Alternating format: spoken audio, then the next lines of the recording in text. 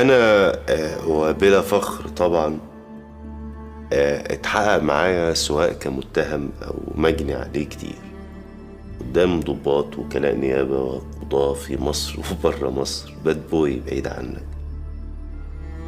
لكن كل ده كوم، والتحقيق اللي تم معايا وانا عندي 10 سنين بتهمة سرقة كورة من بيت احد اقاربنا كوم تاني. كان تحقيق لطيف شيك من نوع افتكر كده يا كريم، يمكن خدتها وناسي. طب ما شفتش مين خدها؟ يمكن كانت نص ساعة، بس عدت عليا زمن. كنت حاسس وانا اللي طول عمري بلسانين ان طعم الظلم ممكن يلجم اللسان، وان قهرتك وانت محاصر بعيون بتنهش براءتك ممكن تدفعك للاعتراف بس عشان تخلص من الضغط والمأزق اللي انت فيه.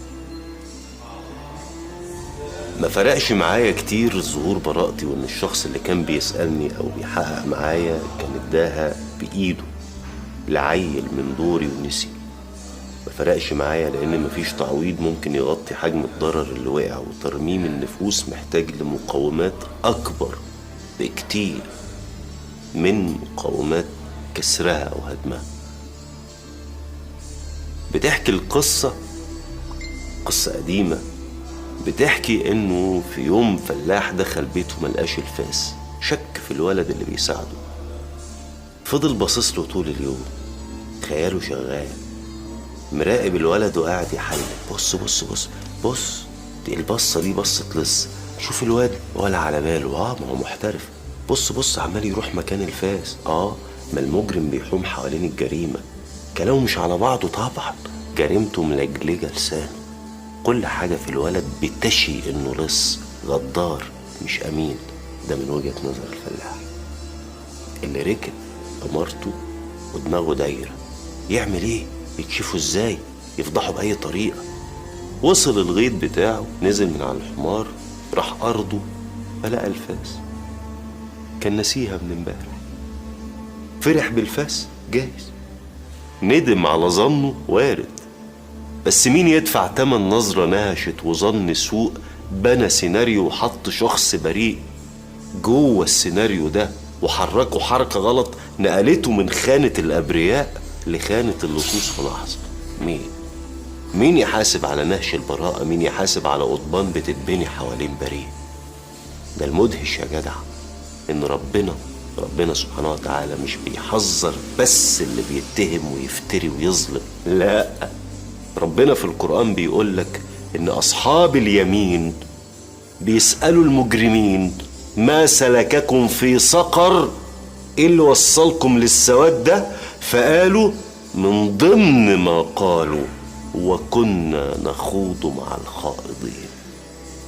حبايبنا اللي بيخوضوا مع الخائضين، اللي بيتكلموا عشان عندهم لسان مش عشان عندهم وجاهة ولا منطق، اللي ما يعرفوش ان من حسن اسلام المرء تركه ما لا يعنيه. اللي بيحشر مناخيره ولسانه. تليفونكم في ايديكم واللايك ببلاش، طب تعالوا افرجكم. تعالوا المدام اللي هناك اللي عملت لايك على بوست واحدة ما تعرفهاش بتشتكي من جوزها، خاضت طبعا مع الخائضين صح؟ اتفضلي. الأستاذ قال اعدموه في التعليق على خبر بيتكلم عن متهم، قال رأيه بدون علم وشك الرأي عام، خاض يقينا مع الخائضين. اتفضل.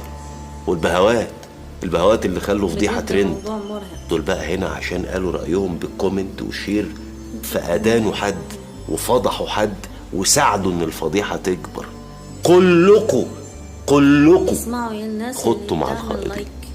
في عندنا بقى في الجحيم قسم قائد الترند وراكبيه. ترند الواد اللي قتل حبيبته، اتصل بالمخرج خلينا نلحق. ترند مرات المطرب اللي قالت ان معاها ادله على خيانته، يلا بسرعه نكتب سكريبت، يلا بسرعه خلينا نخوض مع الخائضين. الترند هتقع والمشاهد هتقل، خلينا نلحق نرفع البوست او الفيديو بسرعه عشان نخوض بسرعه قبل ما الترند يموت، نخوض في اعراض وسمعه وننهش في ناس. شخص واحد بس اللي كان بيقول كريم